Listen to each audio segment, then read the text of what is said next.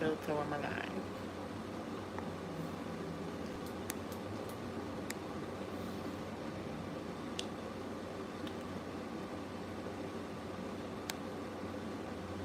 Definitely not.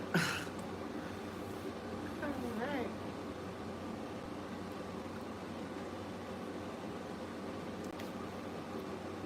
God, I like pop.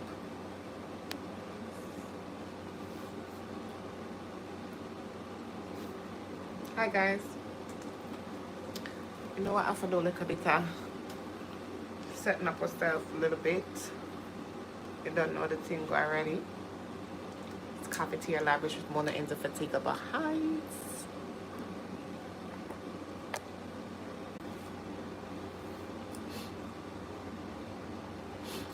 I try to sort out myself for the live. Alright.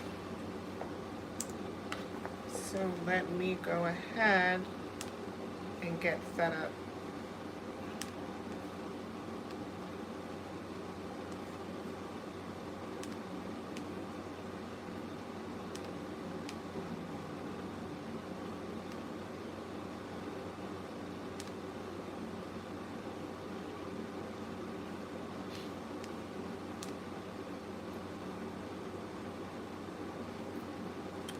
Making sure that you guys can see me and hear me. So,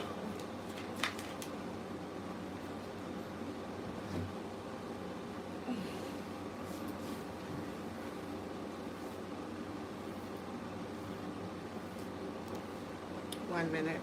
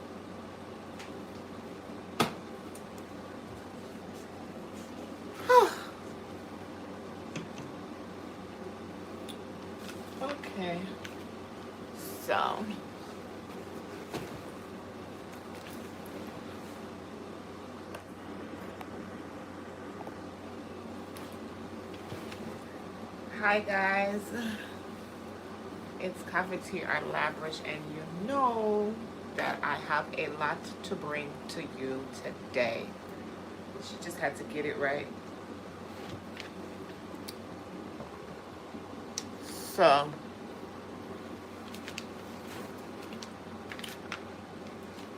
I have a lot to talk about. We want to do the Real Housewives of Salt Lake City. We want to do the Real Housewives of Potomac, and we also want to do One More Chance.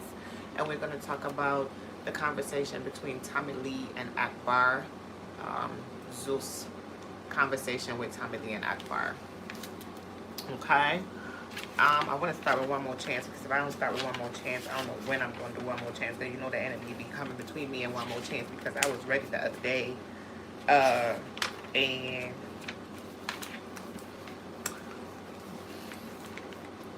girl stress, but at the end of the day, you know, we stress. We listen to Kelly Rowland Flowers, we listen to Kelly Rowland Coffee, we listen to Kelly Rowland. Right, that's so she. All right, so for the One More Chance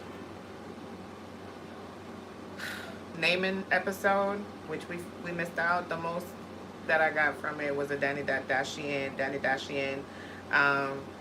Diamond was so funny because she looked like Yummy So Babe, but she wanted to be Diamond, and Chance was like, Diamond, like, you're a diamond in the rough right now, and she's like, but can I, he's like, no, stop. That was funny. The twins, they did their nursery rhyme, so they had to be Biggie Smalls. What's her name? Sherry. She came for an audition. She had a whole talent show. She did Ave Maria, Miss Bad and Bougie, and Flatback. Flatback gonna be Chloe Bailey at the end of this season. She gonna be like, booty so big, Lord have mercy. I'm gonna tell you that I'm not even gonna ask Christ if she not definitely gonna be somewhere doing something on the day. Okay, all right. She gonna come to the reunion. She gonna have a whole new body, a new shape, and everything. I know Flatback is gonna put it down for you. I like it. All right, so Yodeler, last week's episode, Yodeler, the confessional.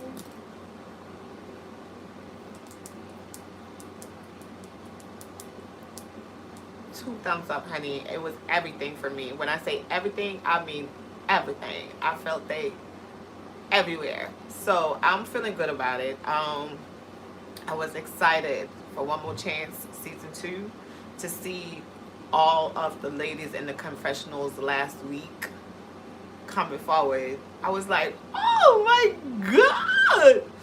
I'm super excited to see them looking beautiful.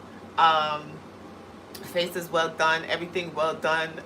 The ladies, they drew me right in. Every single person, especially Tokyo. Wop, wop, wop. Guys, I didn't even do my introduction. Welcome to Cafetier Lavish with Mona in the Particular Highs. You know, I promise you this, I promise you that, but the enemy be coming in like a flood. We be having to sweep it away, and then there's a lot going on out here. A lot going on out here. My head be turning from the left to the right to the left to the right. I don't even, like, honestly, like, it be too much. It's too much tea. I went over there. I'm not even gonna lie. I went over there to Kodak Black. He was live, and I tried to get a snippet of it to put up for y'all to give y'all a little bit of the tea, because I do have his video that I want to bring. It's like 9 minutes, but I'm gonna have to make it like 2 minutes, because I'm gonna have to make that a shorts, because I don't know what he's saying. I don't know what language he's talking. I'm like, Kodak, I can't even lie. I don't understand your English. And you know, they said I don't want to cut the story, but I'm gonna come back to you.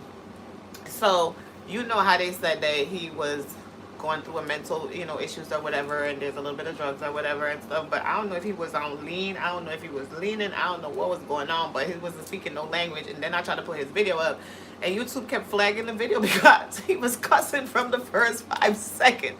And every time I try to cut it, he cussing. I'm cutting, he cussing. I'm cutting, he cussing. I'm like, Kodak Black, I ain't gonna post your video because you ain't gonna make me no kinds of money. Anyway, so last week's episode of confessional looks were new on Zeus's One More Chance. I was like, oh my God. And I was thanking God for the energy. Yes, guys, cafeteria language with Mona in the Fatigable Heights. You already know how it goes. We doing our thing. We getting into it.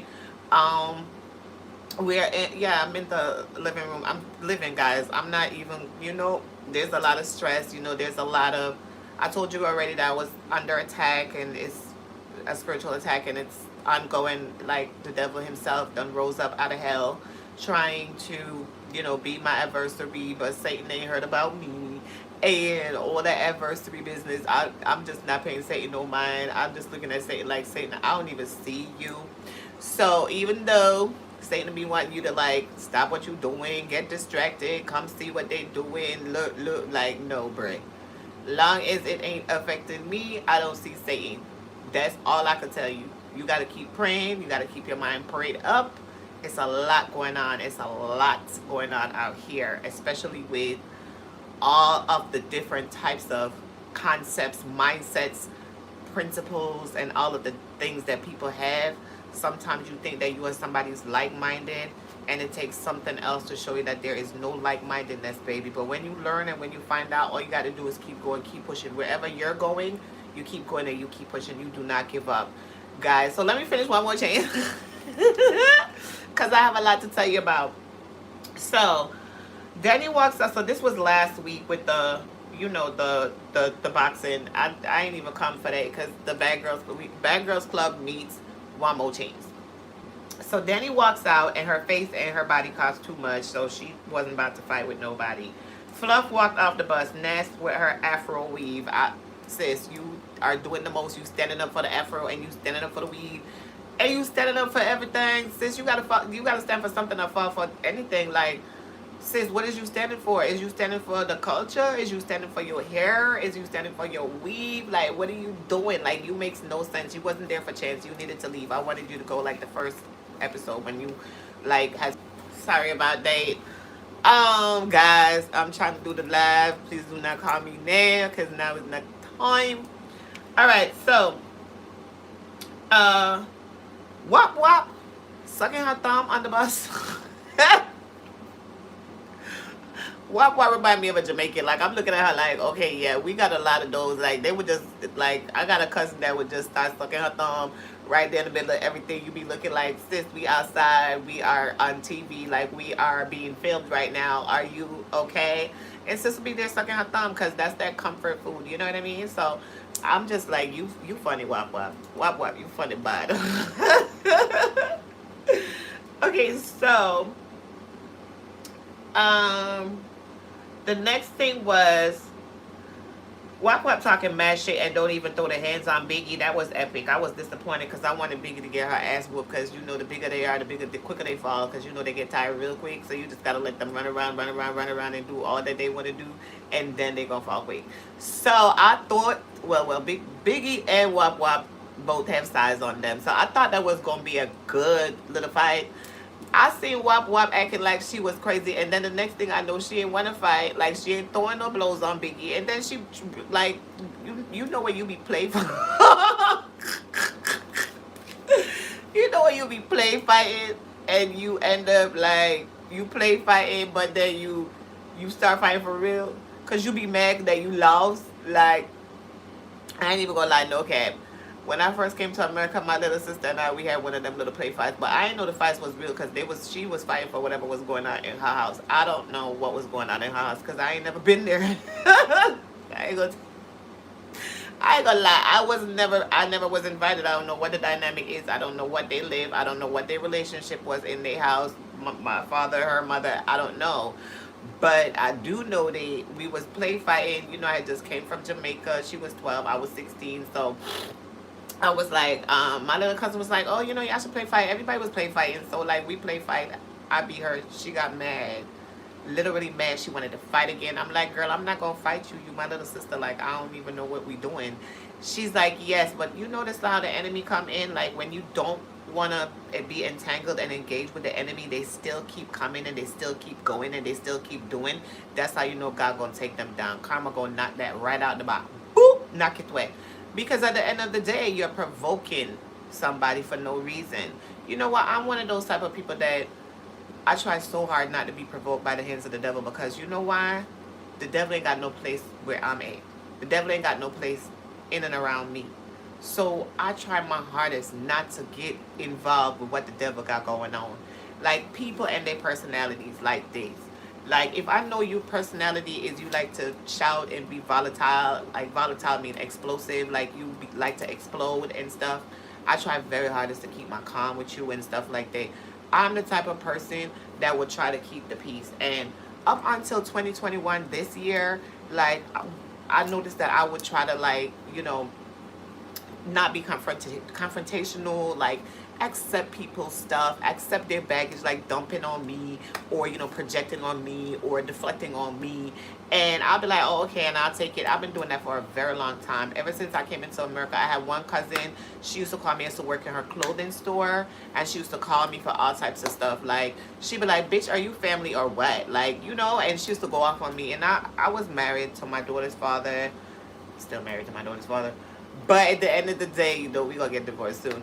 But the issue is I was married, living in the house with him and my child, and I was like 17 years old, and she would call me and she'd be like, bitch, you know, and she talk, and she talk, and she'd go off, and I sit there and I let her do it because she's grown and she's my cousin, and I respect her because she's a grown woman, and I was working for her, and I value like my job, like my 9 to 5, like this, what I'm doing, YouTube is not my job, but I made it so, and so therefore this is something that I look at as like, whatever I do, I put more than 100%. I put 150, 200% into it. Like anything that I do, that's how I am. I just go hard. Like, especially if it's like work related, like principles and ethics. Like that's one of the biggest things for me. So like seeing this and seeing all that, and I'm just like, oh, sometimes I just be like, you know what, I'm gonna separate myself. I do not want to argue with people, so I'm just gonna separate myself, and so on and so forth. Like that's how I usually handle it and stuff, like not confrontational and not, you know, speak my truth. But 2021, like my spiritual awakening and everything that I've been through is teaching me that I gotta speak my truth, and I gotta let people know what I think, what I feel, and I'm gonna let you know, because I'm not gonna keep the things inside that have been hurting me for all this time. I'm definitely gonna put it on wherever it's supposed to be, and I'm not gonna let like hold stuff inside and then I let it out like on my kids or something when it's the devil that deserves it. No, we have to put it where it's supposed to be. Like put the thing where it's supposed to be. So my cousin, she was mad disrespectful to me, but I usually took that disrespect, and I take disrespect from a lot of people that I shouldn't have been taking like my whole life, and I'm not doing that anymore. So versus taking disrespect, I separate myself like completely. Like when I separate myself from somebody, I don't think about them. They don't exist to me. Like they're dead to me. You know what I mean? So like there's a lot of dead people walking around me. Like if I see you, you're dead to me. Like I do not see you. I don't hear you. You're nobody. You understand what I'm saying? If it doesn't affect me, I don't care nothing about it. Like that's how I am. Like realistically, this is how I live my life. This is how I am. Like, yeah. So now, that was epic between Wap Wap and Biggie. And I was just like, oh my God, Wap Wap, you disappointed me, because I wanted to see Biggie get her ass whooped, and it just did not occur. So I'm still waiting for like Wap Wap. I'm waiting for Biggie and Roly Poly to throw their hands, and then I'm going to be happy. Okay. Now, as I said, here come Natalie Nunn. Bad Girls Club meets One More Chance. So apparently we was having a Bad Girls Club season 2 recruiting show in the midst of the One More Chance episode. That's all I could say. That's all I could see. That's all I could say. And you already hired them, so let's just, you know, put them, you know, whoever don't work out over here, and they could, you know, throw their hands or whatever, because everybody came out acting like they was the baddest thing, Skittles. And it was just a hot mess. So, excuse excuse me, Shine's beautiful confessional. That's tea. Shine's, oh my God, you look like yummy, but you were even more beautiful. And the confessional, the makeup and everything was everything to me. I'm excited. I cannot wait to see what the rest of the season is going to bring, because I know it's going to be awesome. Okay, Wap Wap talking about her Mortal Kombat skills didn't...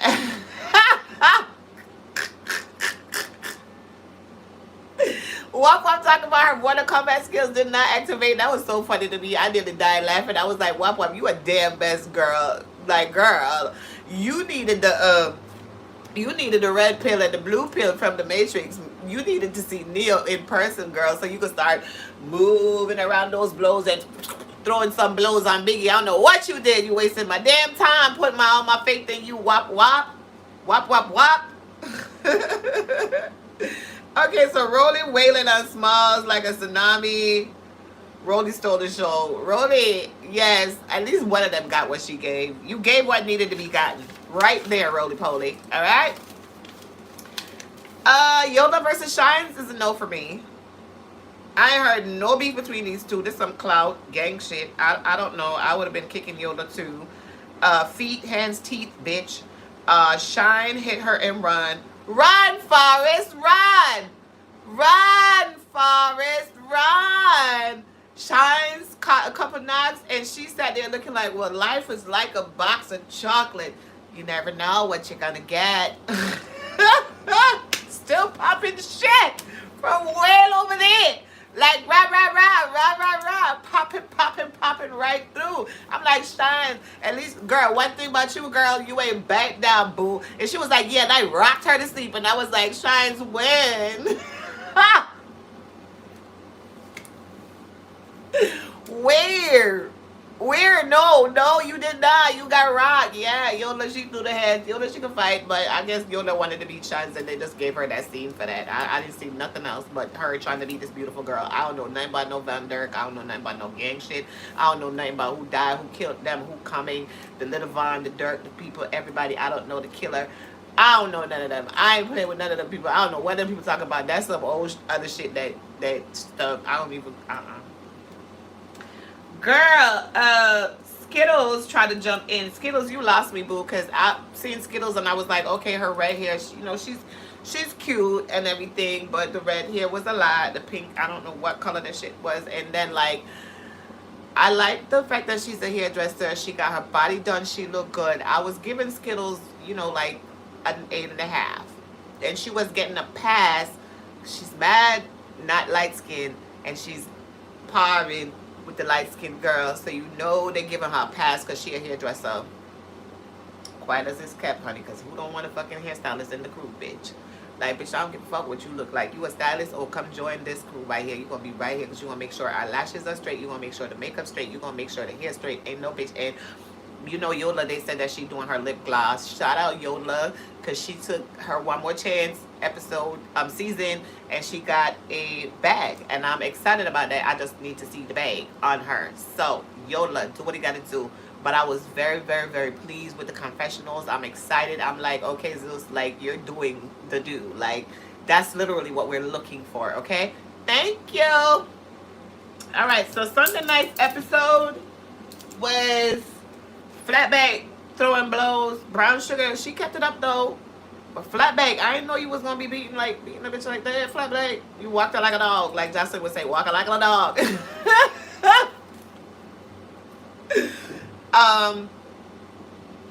Bougie versus Skittles was sweet redemption. Bougie, you are my bitch now. Like, from you came in the house, we knew you was gonna be like a top contender. We actually well, I'm looking through the veil. So if I'm looking through the veil, not the curtain that Regina Martin sit behind at church on Sunday, but the spiritual veil. If I'm looking through the veil, I think you're going to be in the top 3 if you don't win. I'm excited to see what the rest of the season going to bring, because I'm excited to see the girls come into the room and what type of relationship they're going to encounter, because you've seen how quickly Yummy made herself the #1 bitch in the house by giving all her cookies and bringing all her milkshake to the yard and handing it right to Chance first season. This season, I'm trying to see what they're going to bring and what they're going to do. But right now, for me, Bougie, she's really like surprising me, and she's really like getting my vote. She's just getting my vote. I don't give a fuck. She get my vote. All right. Thank you. So Bougie, Trini, yeah, you right. That's what she. And it to her, my love. Step on them. Dash it on her without warning. Give it to her, my love. Stamp her out. Give it. Oh well. I'll be at blows. Now let me tell you something. This is boxing. So when Bougie said that she took boxing classes and she do boxing and this is what she do, you know, you'd be like, yeah, bitch, okay, I heard you. But when she actually started to make the moves, it was like, oh, what? She'll beat a bitch ass. Bougie was in the ropes and had her in a headlock and was throwing them blows. And then Skittles had the nerves to the I can't see, bitch, we were in the same helmet. Yes, we is. Number one. Number two, if you can't see, fix it. Like, fix your stuff so you can see, because you got two hands, right? Fix it and make yourself available for the fight, and let's get it going. So that was like, okay, sis, you could complain the whole time, but I don't know what's occurring. It felt good to see Skittles catch them blows. Now Yola want to fight for her. Is the gang recruiting on One More Chance? Like, what's happening? I don't know. Bougie, you did what needed to be done, and you bring what needed to be brought. Yeah, gal. Right, that's so you. All right. Excuse me. Slim and Daughtee. Slim was trying to kill her, bitch. It was over for you right there, but they were good sports. I thought Grantee was gonna run in the ring, though.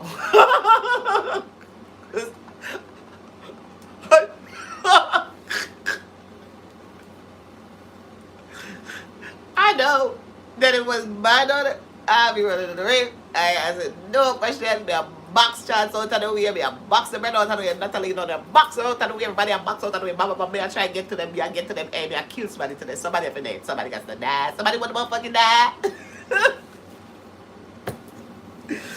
Anyway, Smiles and Soldier Girl. Oh my God, Smiles was holding her own. When they had Smiles come in the ring smiling and running around and smiling like she thought it was going to be a joke. She came home bloody with the bloody nose. It was like, whoa, what happened? But she was actually throwing blows back. And she was actually like holding her own. So I give her actually a 9 for being a good sport and taking that, you know, that bloody nose. And she stayed on top of the Soldier Girl no matter what. She kept it up. All right, so Grantee was sent home. I felt some type of way because I felt like that older white lady that was there for like 7 episodes the last time was, you know, more than enough. But I knew that Chance was feeling some type of way when Grantee started asking him, do you got kids? When she see her daughter getting beat up. Like, miss, you not here for that. Miss, you here to represent like you here for Chance. Not here to be your daughter bodyguard. So that's exactly what it seemed like you was here for. I love you, Grantee. Mwah. Bye-bye. All right, Wop Wop calling Biggie the whore of Babylon.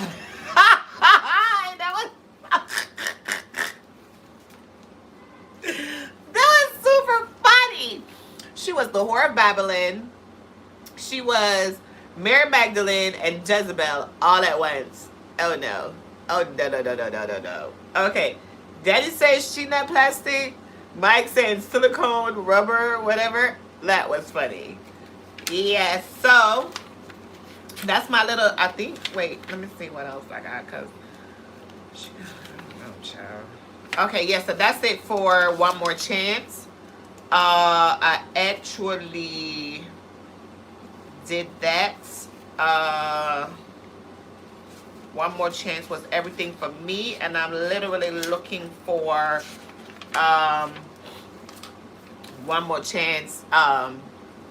That's gonna be, I don't know how many episodes I missed. Don't tell me.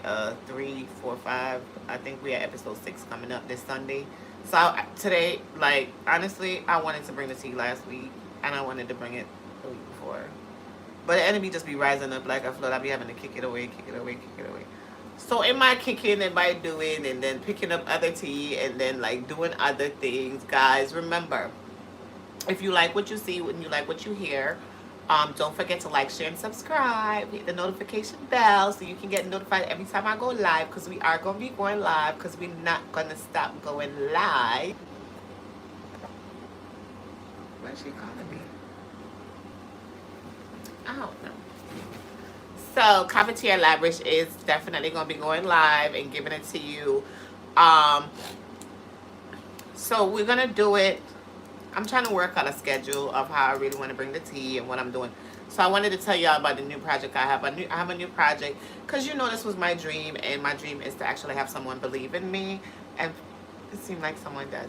So I'm excited about it because I'm actually going to be doing a new project, small short project that I'll be working on. Hopefully I'll be able to share it with you. Hopefully it'll be, you know, quality and up to par and good enough. Because one thing that I have with myself is my shyness, and it makes me feel like I am not good enough, and that's something that I'm having to like really bypass and do what I gotta do, especially with the circumstances that I'm under. Like, I'm ready to move. I have like straight up like enemies around me everywhere, and I'm having to like fight this battle, and it's very, very like ongoing and frustrating, and I just can't wait to move so that I can have like peace around me.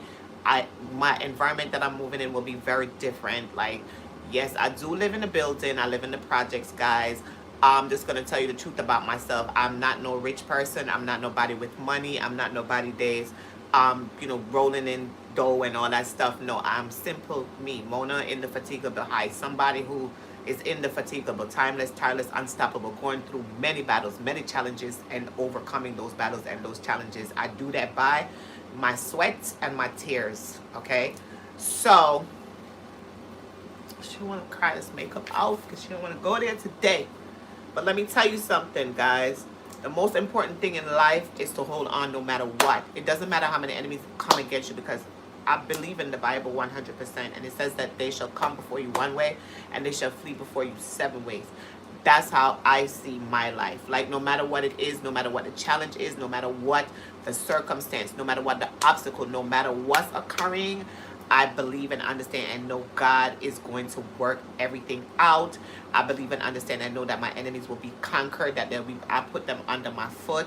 And I'm going forward. I'm going to keep going forward. We're going to keep getting better and better. I know that I take a long time to bring you the tea because the enemy be wanting to distract me, like they want me to think about them, and I'm really not. Like, I'm definitely not at all. Like, unconcerned about my enemies. So when they keep trying to push themselves into my life and like trying to like push themselves in, like trying to find some way to get in for me to even think about them, which I'm not doing at all, it's like where are you going? Satan, see, Lucifer, spawn of the devil, and the old serpent, Satan. Where are you going? There's no room in the inn. All right. So, guys, I am ever always thankful that even though I myself may think that I'm not up to par, that you're here with me.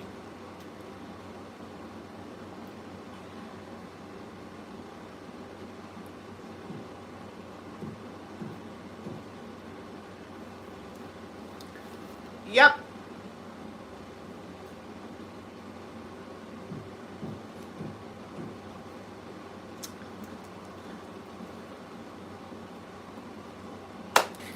That you're still here with Cafetiere Lavish, that you're growing with me, and that we're going places together.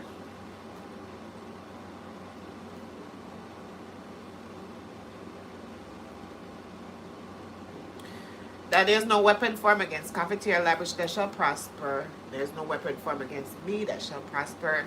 And every tongue that rises in judgment is already condemned. And we condemn every tongue.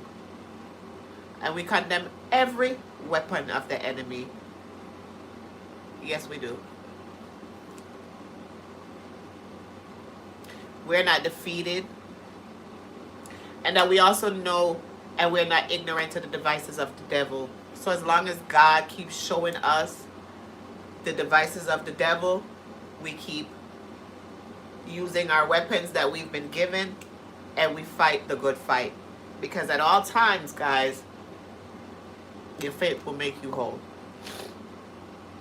So even though I'm talking about chance, and I'm talking about, you know, housewives and, you know, all the other little stuff, it's a lot going on out here, guys. A lot. But as I said, Mona will be moving. She'll be moving very soon. And when she moves, we're gonna explode. It's gonna be great. All right. So, a long time ago, a woman gave me a song, and the name of the song is "Where Am I to Go?" Where am I to go, Lord, when the enemy surrounds me? Where am I to go? Right? You can survive. I survive many battles.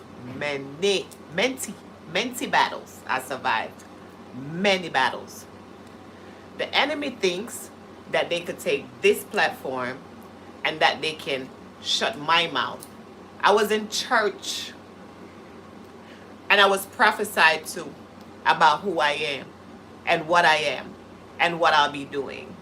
So I believe in the faith that I was born with, that no matter what I went through, no matter what circumstances, I'm gonna survive and I'm gonna succeed and I'm gonna live and I shall not die, because I'm gonna live to declare the works of the Lord.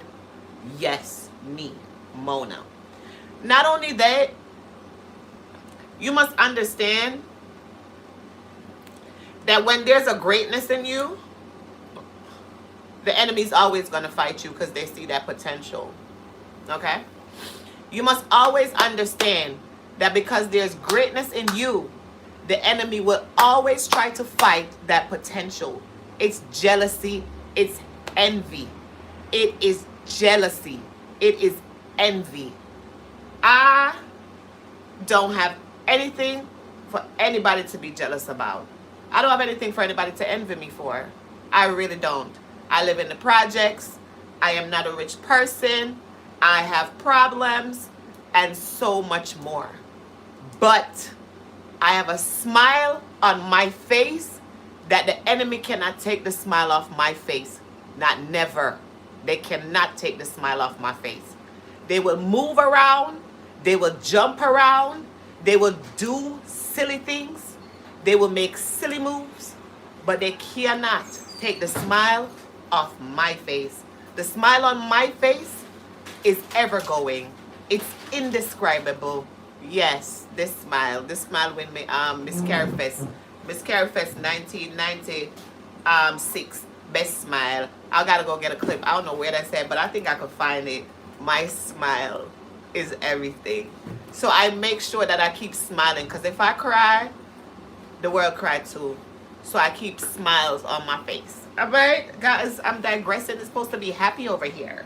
Girl, happy over here. So, let's wash these tears away. Tasha, what were you calling me for? What? What were you calling me for? Because there was a shooting in Flatbush. They were searching for the shooters, 4 shooters. And your daughter was in Flatbush, but you're not picking up your phone to make sure your daughter's okay at all. No. I'm calling you and I'm calling you. But I don't know about no shooting in Flatbush. Maybe if you watch the news sometimes you would know.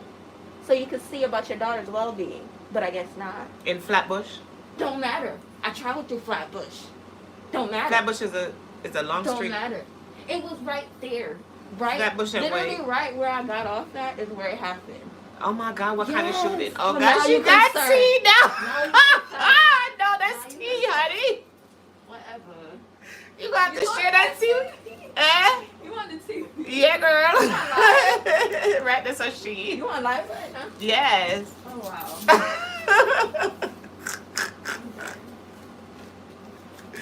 Yes, guys. All right, so she was. You gonna say hi to my line? Hi, this is my baby, the model. I'm trying to get her into my next project. Let's see what she'll do. And I wanted to see if she'll have us do our lives together sometimes, because I'm trying to get her back into her modeling. Well, I'm not trying to get her back into her modeling, but I'm trying to encourage her that she needs to do what he got to do. Is anybody watching? Yes. Maybe like 3 people, but that's okay. I love my 3 people. I love my 2 people, 1 person, whatever it is. Yeah, I love it. So guys, yes, let me know in the comments and everything what you think about. That's Taj, that's Bobby. So with Bobby, like with the modeling, I'm trying to see if I can get her in my next project, because you know I'm working on this project or whatever. but we'll see, and we'll see how that goes. So beyond that, let's talk about the rest. Now, I done got all emotional, which I was not supposed to do, and I did anyway. So of course, you know how that is. We're gonna do the Real Housewives of Salt Lake City.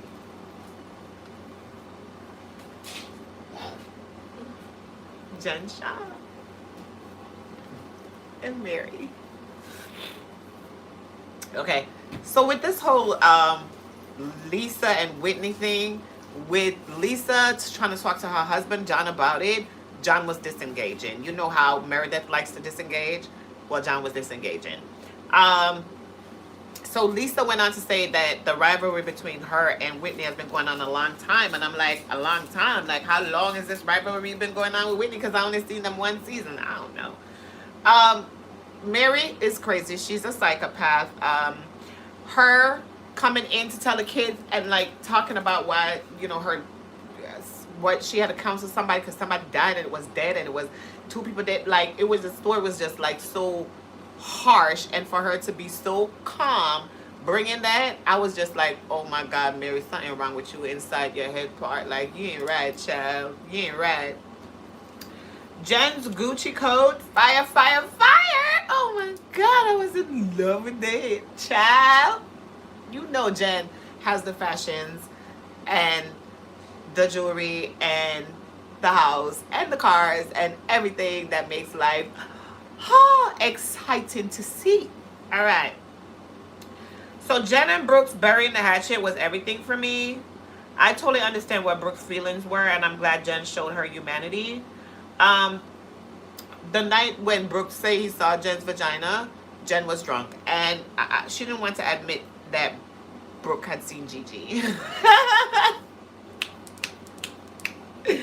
All right, so Whitney's marriage is the #1 marriage in the Salt Lake City franchise. Whitney's marriage is the marriage that everybody's aspiring to, and I think it's because of the pole in the middle of Whitney's hole. Okay? Okay. All right. All the men coming together for their little Ponderosa, going, still married? Still married? Still married? Still married? That was everything. That was funny. All right. So the husbands are damn funny. Sex with Meredith, not when she's awake. Sex with Whitney, while awake, not lately. That was funny. That was tea. All right, it really was a tea because I could see like Meredith comes across as a cold fish. Like, I need warmth from Meredith. Like, that's the only thing. Like, I want to see her really warm. Like, I want to see her alive. Like, having fun. Like, just, I want to see her not putting on. Like, not acting. I just want to see her at her most relaxed. And I'll be so excited. All right. When they went down memory lane, memories don't live like people do, boy. Whitney's confessional, I love it. Like, her work that she had done. Whitney, you know, I can't afford the doctor, but my mom.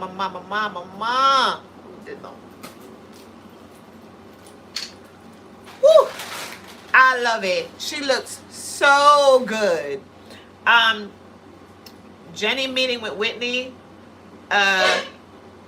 She said, good Lisa is being like Bigfoot.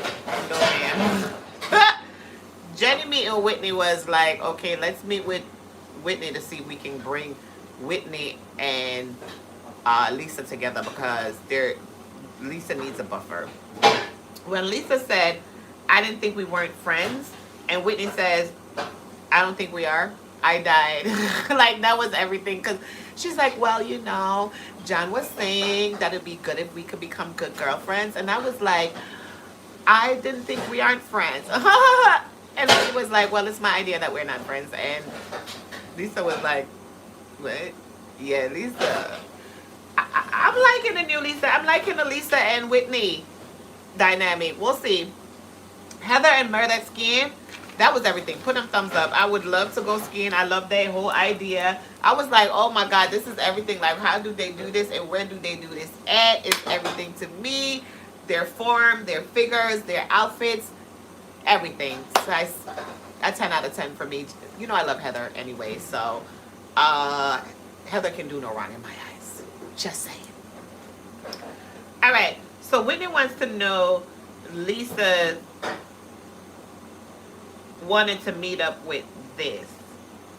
So this is going back to last week. So Whitney wants to know, why did Lisa say, why would you want to meet up with this? And Lisa is like, you know, this. I was saying this, meaning, you know, this one.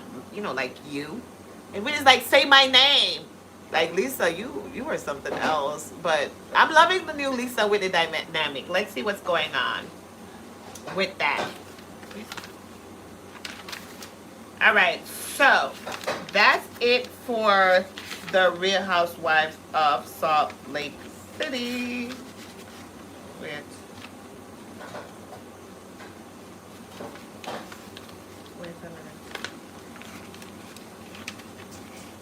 minute.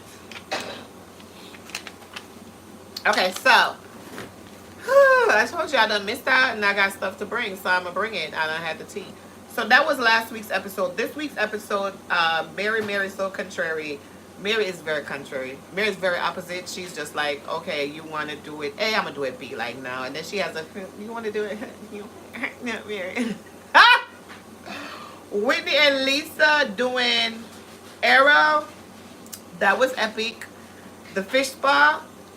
I think I don't know. I'm looking into that case. I don't know if I would want to have piranha eating my feet. I don't understand exactly what it's for, but I do know that I want to give my feet love. So I don't know if that would be like giving your feet love to go to a fish spa, but I'm definitely going to check it out. I'm going to read reviews. I'm going to figure out what it is, and I'm just going to look into it, because are they biting you? Are they chewing you? Are they gnawing on you? Like, what are they doing? Like, what's happening really? And what does it do for you? So we'll look into that, and I'll come back and tell you next week, like, okay, guys, I looked into the fish spa, and these are the benefits, and whatever. So Whitney's and Lisa's double date was next. It started out great with them complimenting each other, but Catergate and snakes and snowflakes happened. Was just like, it just went batshit crazy, like straight out of hell. And then, like, I digress, but Whitney's boobs look great, and I am loving Whitney's boobs. Season 2 of Salt Lake City. I'm in love with Whitney's boobs. I just cannot tell you how much they are making me excited to see them looking so up and perky and beautiful. I'm not even gonna lie. All right, Whitney's fixing what is this? The whole Whitney issue with the caterers. Yeah, when she said, like, no, I don't want to hear this, like, why are the caterers explaining why they did this and that and that, and then she caught on to that real quick. I don't even know why Lisa did that. Lisa's the type of person that she would, like, introduce you to everybody that she has, that she knows, like rich people, and then she'll be like, well, these are my friends.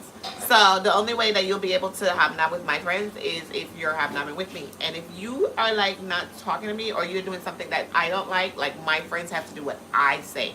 And I don't think that's good, because these are business people, and if you're doing business and someone is introducing you, like, it's never good to mix business with pleasure. Like, I don't believe in it. I don't believe in mixing business with pleasure. I don't believe in mixing business with friendship. I don't believe in mixing business at all. Like, I feel like if we're gonna be friends, like, especially, like, me personally, been through a place of being on a lower level, like, you know, compared to a lot of my friends, like, business wise, like, my mom was a teacher, and my stepfather was a teacher, and then he was a businessman. And, like, from, like, as a young person, I learned, my stepfather used to have a home.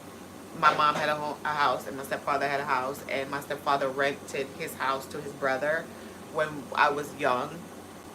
And I don't believe that it was working out. Like, they were, like, I was like maybe 9, 8. So I wasn't really privy to all of the information, but like it wasn't really working out. Like the brother probably sometime wouldn't pay rent. Like there was some of the issues, like he paid late or whatever. And that's your brother. What you gonna do? You gonna evict your brother? No. So like I learned, like I heard my stepfather say, like it's never good to mix like family and business and friendship. Like I don't believe in that at all. Like I don't believe in mixing certain things. Like this is my platform. Like I don't believe in mixing it. Like this is like how I treat this like I would treat a 9 to 5. Like I'm here to do a work. Like it's therapeutic. It's making me, feel better. Like I get to like not have to deal with all of the stress and the excess, but at the same time, the enemies don't want me to use my platform because they feel like they're mad about it. So they are like trying to fight me so that I don't do this. But this is not gonna stop. This is gonna only get greater. It may not be that I give you all the videos that I want to give you necessarily when I want to or as soon as I want to, as soon as I catch a tea, because I'm not in a comfortable environment. But that's okay because you still will get the tea. You're still going to get the videos. You're still going to get the lives because I'm not stopping. We're only going forward and we have a lot more to do. Like I said, I was contacted for a new project and I'm excited about it, and I'm going to be doing that project. Things that they can't, the enemy can't stop. So that for me is just confirmation of what I'm doing. Everything that I've done, where I am now, where I am today is confirmation for where I am. It's confirmation for what I'm doing. I'm excited about it. And I'm just excited to keep going and keep going forward. Going live is something that I choose to do, and I'm not going to stop because I believe that you got to start somewhere and you just keep going. It doesn't matter to me if I have 1 million supporters or 1 supporter. All I need and all I really want is just one person to believe in me and to say, yes, Mona, I'm going to go with you where you're going with this. Half my friends don't even sit and watch these videos, and I know that. It's mostly strangers, like a lot of you that come and comment on my videos and you talk to me and you tell me things, or you come into my inbox and you let me know what's going on and you say, go ahead and keep pushing forward. I love your channel. I appreciate all of you. And once again, guys, if you like what you see, like, share, and subscribe. Please hit the notification bell. Don't forget to hit the notification. Don't forget to like, share, and subscribe so that you can be notified whenever I go live and whenever I upload a new video, because Cafeteria Lavish is here to stay. All right. I'm in the process of a couple different things, and so therefore when those things have come into completion, like once I move out of this apartment, which hopefully it's soon, amen, I will be free to move around and do what I need to do. Like right now, like literally I'm not even gonna wait because I took down my paintings off my wall, and like this I just leave. But most of my paintings I took down on the wall, off the wall, just like I checked out of this apartment like 5 months ago, and it's ongoing and so on. But there are levels and there are things that I am doing and things that are in place that God needs me to sit right here until He has made these things happen, so that He can give me redemption. Because let me tell you something, God don't leave the world without a witness. And one thing about me and my spirituality, like whatever the enemy takes from me is nothing, because at the end of the day, if my spirituality allows me to lose something, it means something greater is coming. So therefore, I may, bend, but I do not break. And even though there may not be 1 million people saying, yeah, you go, whatever, all I need is just one. And those ones, those ones, they're gonna come. And I pray daily, God, bless the hands of my helpers so that they can find their way to me to help me, so that I could keep moving forward. And I see it happening, even though there may be things that, make me, feel like I'm not there, like a low confidence level in what I'm, whatever I'm doing or whatever, it's just feeling like I'm not good enough. Like I want to be open with you, because this is my journey, right? And I told you this is my spiritual journey, and I told you that I want you to come with me on my spiritual journey. Like, that was the whole point of Cafeteria Lavish, because yes, we are talking about celebrities. Yes, we are talking about, you know, tea and gossip and all of that, but there's something else that I'm expanding my way into. So this is the way that my spirituality has me opening the door. And so that's what we have to do. And based, like, my spirituality is not something that I put down for anything or anybody. My enemies, I'm gonna be honest with you guys, they call ACS on me. They for like burning incense and like my spirituality, and ACS has closed the case because they do not want to be involved with a lawsuit of discrimination and harassment, and it's a lot going on. And so therefore, with me telling you that, that's just like just a small tip of the iceberg of what it is that I'm going through, how my enemies are attacking me, and what they're doing is going to bring me a bigger blessing, because it is a lawsuit, and for discrimination and harassment. And for me personally, it's like when God is on your side, people need to understand something about God. God is an avenger. God is the one that came and said, you know, those Amalek people, they are like making me mad, and I do not like them. Saul, I need you to go down to the Amalekites, and I need you to kill everything, slaughter everything, even the dog. Okay? When Saul got there, he was like, slaughter everything, burn everything, get rid of everything. Like, do not take their spoils, do not take their riches, do not take their animals. Because generally when you go out to war, in the Bible days, when you go out to war and you take over a city or a town, you go in and you take their spoils. That's whatever they have, their riches, their oils, their fragrances, whatever is valuable in that time and age is what you would take. Their animals, their cattle, their sheep, their cows, all of that, you would take that. Well, God said, when you go into this city, do not take nothing. Kill everything, slaughter everything, even their dogs. You slaughter that, and you take everything down. People do not understand the God that we serve. They think God is a, you know, like, oh, God is like, yeah. No, God is a God that will slaughter down to your dog. God will slaughter your cat. God will slaughter the last thing you have, okay? Try to remember, when they had the first instance of the Passover, the reason why they had a Passover is they had to put the blood on the door, because if that blood was not on the door, if the blood on the lamb was not on your door, then everything inside your house was, your firstborn was being slaughtered. Remember, it was a firstborn being slaughtered. That's the plague that God sent. God slaughtered firstborns. So that tells you that God is not a God that plays with people. So people think that God is a God that plays with people. He don't never play. So for me personally, because I understand that, I know God is a God that will make me sit here and annoy my enemies, just so that he can show my enemies that he is God for me. And even though it's aggravating to me, God is doing what God has to do. And I cannot question God. They're questioning God. They're having the problem with God. They don't have a problem with me. That's how I look at it. I do not have a problem with them. They have a problem with God. Because if God is not moving, that means he's working. And that means he's doing something. And everything that's falling around me, all of their little castles are crumbling around me, is because of what God is doing. And they continue. They want to fight. They want to push. They want to do all this, trying to creep into my spirit. Like me personally, how you see me, this is how I am. I'm in my house. I'm watching TV. I'm watching YouTube. I'm catching tea. That's it. That's all I'm doing all day long. Okay? It's affected many, you know, because I do want to just, this is like my little mental health check. And I do have to do a mental health check, because the attacks have definitely affected my mental health, and it is something they, you know, it is a lawsuit.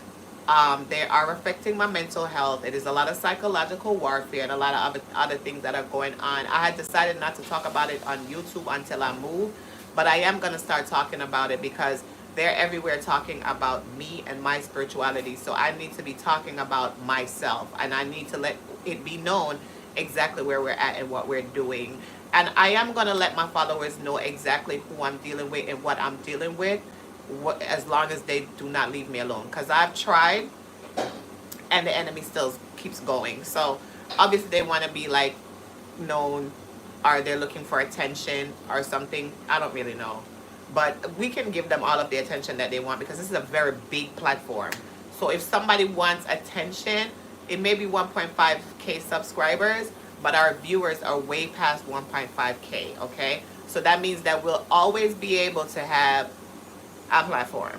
So if that's what somebody wants, you know, we can definitely give it to them. I am definitely not that type of person. I've been trying to be very nice and, you know, keep myself like, you know, just in a space of goodness and being like whole while I am not whole. So when I come and I smile and I'm doing my videos, it is not that everything is okay. It's just me making it okay so that I can do what I need to do because this is important to me. Okay? And this is not something that I plan to give up. So the enemy, they can just have a seat and watch me. So let's get a smile back on our faces. Let's get that super smile that Mona has. And let's keep going and moving forward into the greatness of the things that we know that we have to accomplish. All right, so what's the next thing we wanted to talk about? God, in the middle of my review, I'm talking spiritual corner and all types of stuff. Like, I don't know why I do what I do. Jenshah, her son is not a part of the line for TV business, period. He's a very reserved young man. And I don't think he's into the whole TV thing. And he actually looks afraid of her for some reason. He doesn't even look like he's her son. Like, he doesn't look like they live together. And when she said, you know, I'm going to come to your school, she's like, oh, you know, your report card. He's like, what? Like, he did not get a 4.0. And he was just not into it. And she's like, you know, I'm going to come volunteer to school and all this. He's like, no, I don't, Mom, please. Like, Jenshah, you are under investigation for fraud and all of that. Identity theft. What do you mean you're coming to his school? No, please don't. No, he doesn't want you to do that. Please don't. Stay home. Stay away so that he is not affected by the charges and the stigma that's attached to you now of being a criminal. Your son doesn't want that. He's Coach Shaw's son. Let him stay over on that side. Don't do it to the boy, Jen. Please, I'm begging you. Mary's tennis outfit is cute. Not a lick of tennis does Mary knows. Oh, but the outfit is something to die for, and I do love it. It was beautiful, and I was happy to see it, and I'm glad I was able to see her whole outfit, and I want to see more of her for the season at Andy Cohen.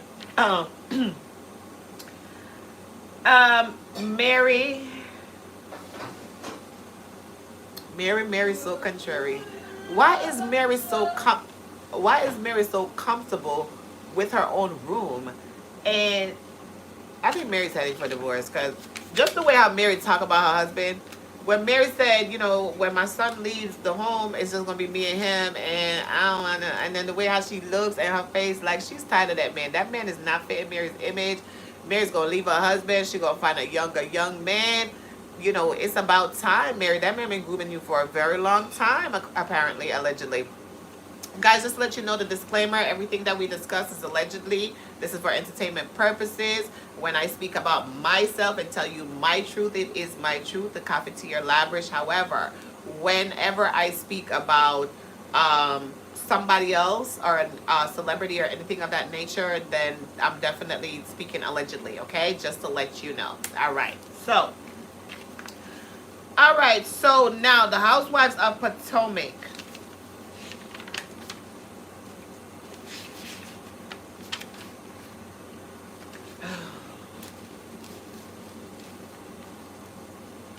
The Real Housewives of Potomac. Right, that's a she. All right. For the Real Housewives of Potomac. Oh my God. Raja O'Hara voice, of course. Candace did take it too far and actually was crying in Mike's about her mom. She was crying in Mia's when Mia was giving her speech. She kind of was like crying about her mom and hopefully putting her as is, meaning in her condition on this reality show triggers her. That's a problem. Yeah, the mom. So, oh, thank you. Bacon egg. Don't. I was not gonna open up. What? What it is. Because it ain't no Chef Boyardee up in here. She don't want me to show my sandwich because she's saying she's not Chef Boyardee. But who cares? This is what? You made a simple sandwich. She made a simple sandwich. She made a simple sandwich. Ain't nothing wrong with it. But this mukbang. What? It's not Hello Fresh. You don't have to show them the whole tutorial. I'm not sure. It's not. She said it's not Hello Fresh, and I don't have to show a whole tutorial. I'm unboxing my sandwich. Can I do that? Can I unbox my damn sandwich because it's mine? I could do what the hell I want to do with my damn sandwich. And I could do my mukbang with my sandwich because I ain't never done none before. Should I start biting into it while I'm doing what I'm doing? I just don't know. All right, so let me finish up Candace. So, at first I was kind of like, okay, Candace, the whole low budget and your mama's low budget and whatever. Like, I was giving Candace a pass, but she did take it too far. And Mia's whole story about her mom, and what I'm saying is that putting her on this show as is, like, hopefully it doesn't trigger her because of the drug usage that Mia's mom has in her past. I'm hoping they putting her on the Real Housewives, because last year Whitney's dad was on the Real Housewives of Salt Lake City, and when the show was done, I don't know if Whitney's dad relapsed, but at a reunion she said that her and her dad was back in a bad space, and the show, people talk, and not only the cast members, but like the public, like us, like people coming into Mia's inbox, or people on Twitter or whatever it is, and it's like, why would we do that? Like, no, I don't feel like that should be done. Like, at the end of the day, I would not bring my mom, if she was a recovering addict, to the reality show scene. I don't care what kind of ratings we're looking for. I don't care what kind of check I'm looking for. I don't care what kind of money I'm looking for. And you out here acting like you rich. The way how you acting like you rich and you're a businesswoman and you making comments about, hanging out with your rich friends and not these broke bitches and this and that. There should be no way that you bring your mom into a show like that. Your mom that you're just starting a relationship with her, Mia. Like, you complain that y'all never had a relationship. She never watched your kids, this and that. But you're going to you're going to cultivate it, but in front of this TV screen, right? Okay, all right. And then you expect that your castmates are going to be mindful of the fact that, you have this mom with this as-is condition that nobody can talk about, but you talk about people's business and you meddle. And not only do you meddle in business that's not yours, and you're like rude with it. Because I would not go to my castmate's mom and ask her if she's paying her husband that's her manager. Like, I just would, like, all that mix up is too much mix up, and I wouldn't do that. So for me personally, I'm not exactly certain what it is that you're doing or saying or whatever it is. So I just hope that you do not make your mom relapse, because that would not be like Candace's fault. It'd be like you placing her into a hypersensitive situation would be the reason for that. Okay. Mia saying don't talk about somebody's mom. Leading is her. What the hell am I writing?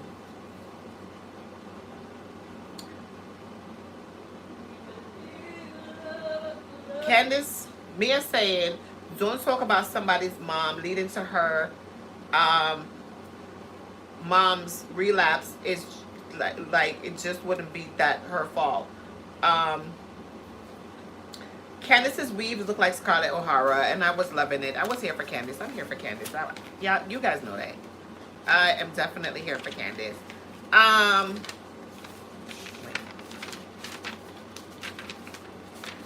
right. Karen and Gordon were like killing me. Ashley, please don't mention how much Gordon paid for Mia's time because Michael. ...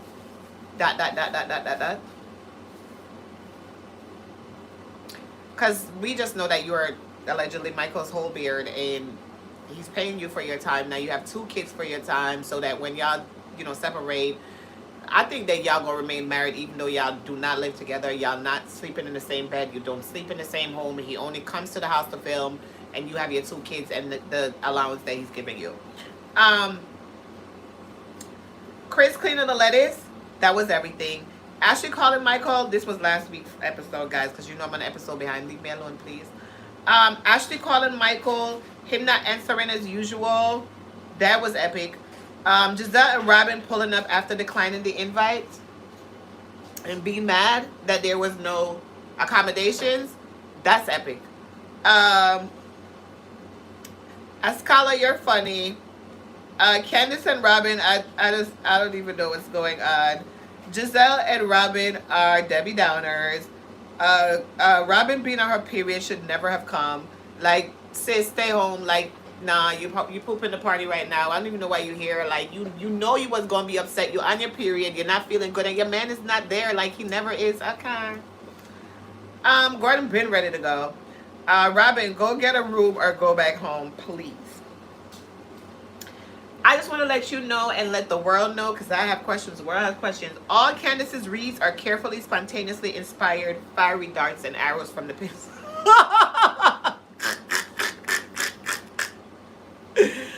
All of Candace's reads are carefully, spontaneously inspired fiery darts and arrows. Gordon is the benefactor of the year. Oh, yes. Oh, good.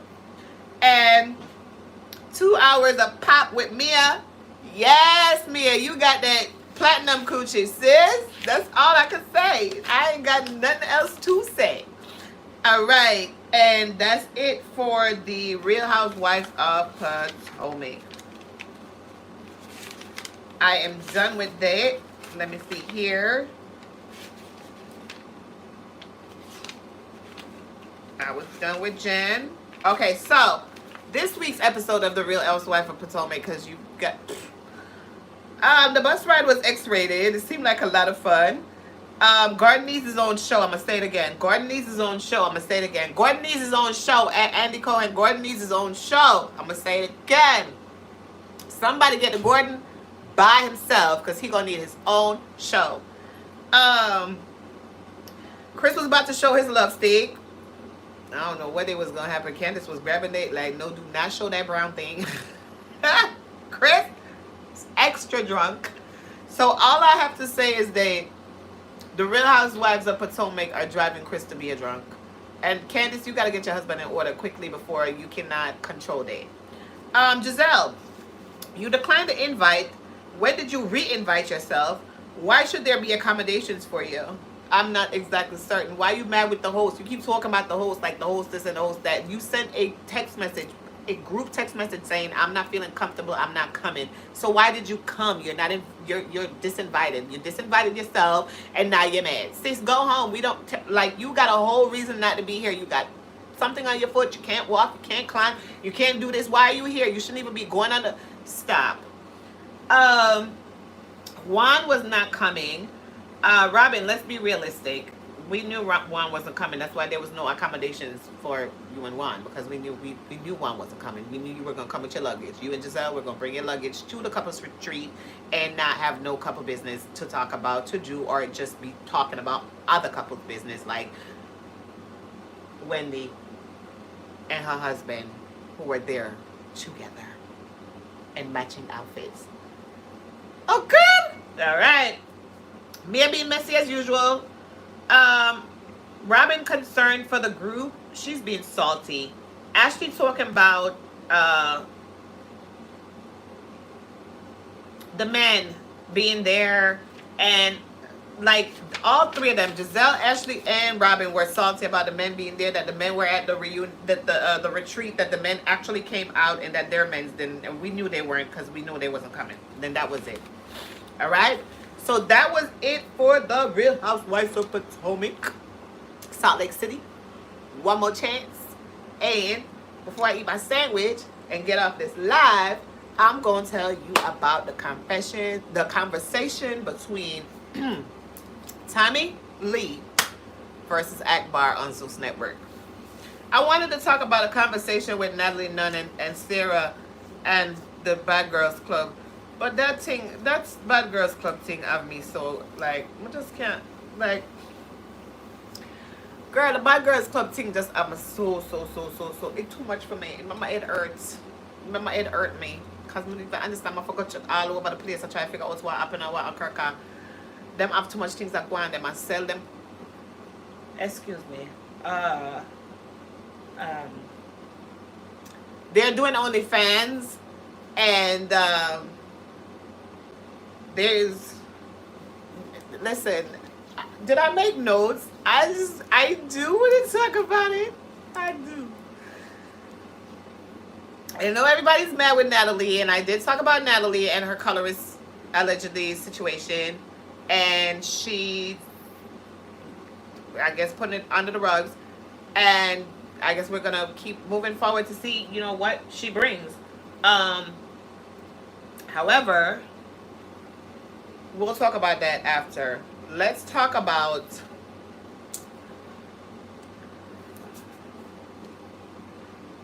Tommie Lee versus Akbar. So you don't know what to say. I think Tommie Lee is very misunderstood in all of her doings. I think that when she went into the Love and Hip Hop franchise, that she was painted a certain way. Like, it is like that happens in Hollywood, right? Like, you have certain actors and actresses that once they play a role, they're just like stuck in that role, and that nobody sees them as anything else. So Tommie, in doing Love and Hip Hop, which we understand that Love and Hip Hop, is like, the reality shows are not scripted, right? But like when you get there, like on set, generally, like there's drinks, there's things that make people happy, and you start drinking, and you know you're having fun, like a party, because it's work, but it's, you know, that kind of work. And like, this is work for me, but not like my 9 to 5. So if I wanted to have a drink, I could have a drink. I'm just not drinking because I'm gonna drink alcohol phase. I'm going back into, I broke it one day the other day, and now I'm back in it. But so Tommie, Tommie has a documentary out, right, like from 2019, that's on YouTube, that you can go and you can watch about her life, and she goes by her old house and things like that. The thing is that Tommie has been portrayed as somebody that's volatile, explosive, somebody who just jumps, you know, and just does whatever, and is hot, like hot-headed, I'd say, and so on. So like for her hot-headedness has been like a curse, and like the people don't see her any other way. So even though she says she's sober now, she went to jail, she came out, she says she's sober now, she says she doesn't drink anymore and things like that, it's like, well, what's happening? Because she went to this thing with the Zeus Network to have a conversation with Akbar, and it didn't go too well. She went live after the I like to squish myself. I can't my stomach big like that. It have to be flattened down. Like, she went live after, and I'm hungry too because I'm about to swallow this damn when I get off this. Y'all gonna have another mukbang. We gonna do a mukbang because I ain't want to use my kitchen because my enemies all right outside my door, and they be sitting in their kitchen listening for me, and I didn't want to be on my YouTube doing my YouTube, and somebody come running out of their house making a bunch of noise like I had to record them for my lawsuit. But I'm gonna start using my kitchen because you see me unbox my tea set the other day, and I actually want to use it in my video, but I just don't want the problem. So I just been like, you know, just doing my videos in my room.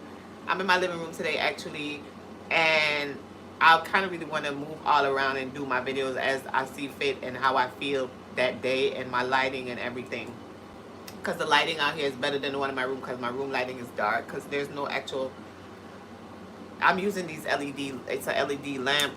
It's really nice, but the lights is not bright like I would like it. But anyway, so that's lighting and all those things that we'll be working on going forward. So Tommie has been misunderstood. Her actions have been misconstrued. She's a beautiful girl. She's a beautiful woman. She's a businesswoman. She's somebody that seems like they're about their bag.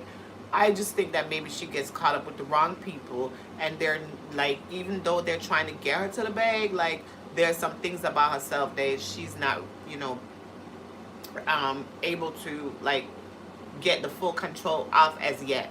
And that may be a problem. So she did a live before the conversation came out this past Sunday on Zeus, and she was talking about with a friend of hers about the whole thing that occurred and everything, because the trailer had her looking crazy in her eyes. I was excited when I saw the trailer. I thought it was going to be fighting. I thought it was going to be good. I was like, what? Oh my God, Tommie, like, yes, I am here for it. Well, actually, what happened was, they were there, and she was like, okay, Zeus wanted her to act like this. Her live said Zeus wanted us to act like ignorant, wanted us to act ignorant, or like, you know, ghetto, I don't know. But apparently she's saying allegedly they wanted them to fight. And she was not there for the fight. Akbar wasn't there for the fight either. So guys, you gotta see it, because Tommie pulled up. Okay, so Tommie and Akbar presumably had a fight a couple years ago. It was in the studio. Tommie went in. She had her issues. She was coming from problems, and she'd be drunk. And she and the girl got into words, and they started fighting. The girl said she beat Tommie. Tommie probably was drunk. Maybe she wasn't drunk. Should have beat the girl.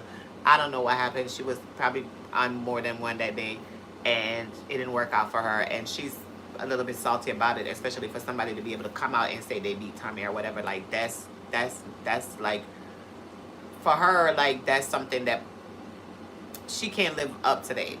So, but even though that bothered her, it seemed like something that she put behind her and they put behind them or whatever, because they said that they've seen each other multiple times since that incident, and it is no beef. So apparently Zeus reached out to Tommie and reached out to Akbar to get them to sit down and have a conversation. Apparently Zeus made Tommie feel like she was getting more money. She probably did get more money. She felt like she was getting more money, and she felt like she was doing Akbar a favor, because she feels like, based on where she is right now with her endorsements and her deals and her music that was coming out, and you know, she's actually like modeling and doing, you know, like influencer work, and she's feeling like she's on top of her game right now, and she has a lot to offer to the industry, and she's doing it, and she doesn't know what Akbar is doing. So she's like, oh, okay. So he reached out to Tommie like, okay, if Akbar wanted to talk to you to try to kill the beef, you know, what would you want to do? And he reached out to Akbar saying, if Tommie wanted to, you know, sit down with you and kill the beef, what would you do? So it seemed like, allegedly, he made both of them think the other one wanted to talk. He made them think that the other person wanted the conversation. But none of them ain't really wanted the conversation. They just wanted to check. So, really and truly, ain't none of them come to fight with each other, because none of them got that beef, like, that beef. Like, when I see what's on, they really don't. But the check, and then not only that, like, whatever he was telling them behind the scenes, like, Zeus, allegedly, like, the producer type work. Like, how do we build the story? This is how we build the story. Like, you know, if Akbar wanted to, you know, talk to you about, you know, the what y'all had or whatever, whatever. So Zeus was trying to make their big check off this little sit down. Tommie comes in, you know, she's talking, you know, introduction, everything, and everything's going good, and she's telling what's occurring and everything, and how she feel about it, because she doesn't understand why they're there. She doesn't understand why Akbar wanted to talk, because they really got no beef. Akbar was responding on some, yeah, she want to talk. You know, I don't really understand why she want to talk. I think she want to fight because we ain't really got no beef and we seen each other. So she must want to jump up with that rah-rah. And I'm not doing that rah-rah because I got too much going for me right now. This is Akbar's stance.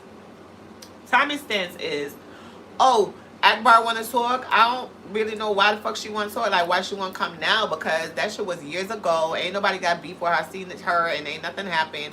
And okay, so she want to check, like, let's give her a little check or whatever. If she want to eat off me, like, you know, if that's what y'all think, that's, you know, and y'all gonna give me the bigger check, so it's, you know, cool.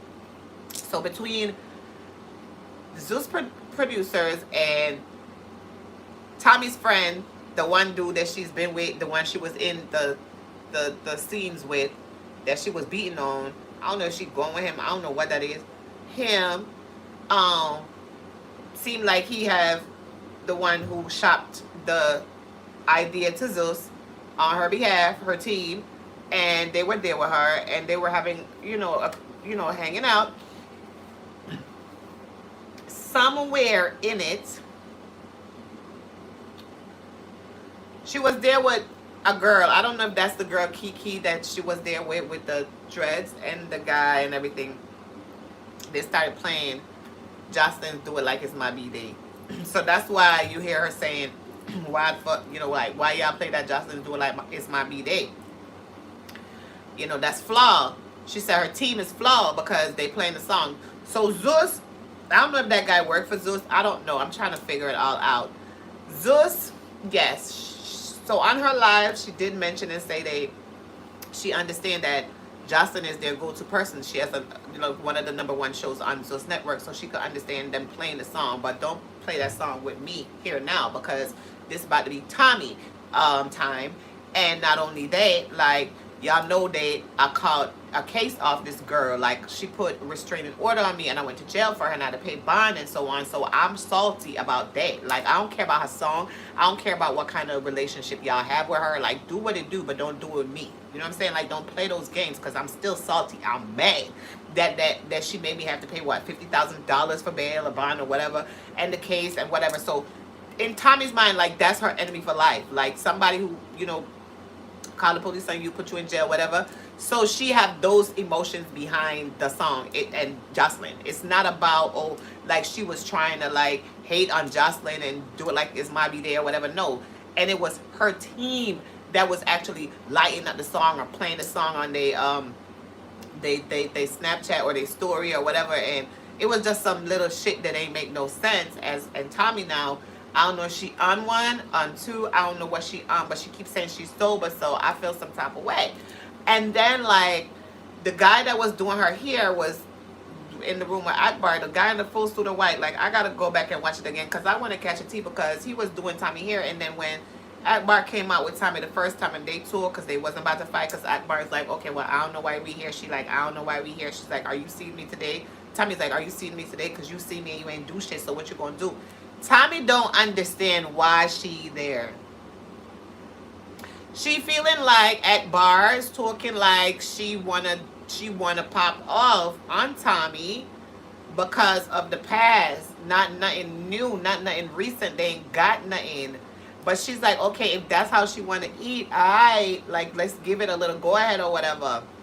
Akbar thinking the same thing. But ain't none of them come to fight. They came to get that check. So when that argument went down and they was like, okay, both of them walked away and everything, and Akbar went into the room, she was telling, like, everybody in the room with her, like, yeah, you know, she drunk. And the guy in white, I don't know if he's working with Akbar's team, it's Zeus' team, I don't know. He was like, yeah, she's drunk. So that made me feel some type of way. But then, like, when they went in front of the the conversation portion again, and Lemmy came out, and Lemmy tried to calm it down because he wanted to try to get some kind of, like, you know, calm so they could maybe sit down and we could have the conversation. So Lemmy's like, well, let me explain to you because you keep saying she's drunk, because Lemmy wanted to say that she wasn't drunk.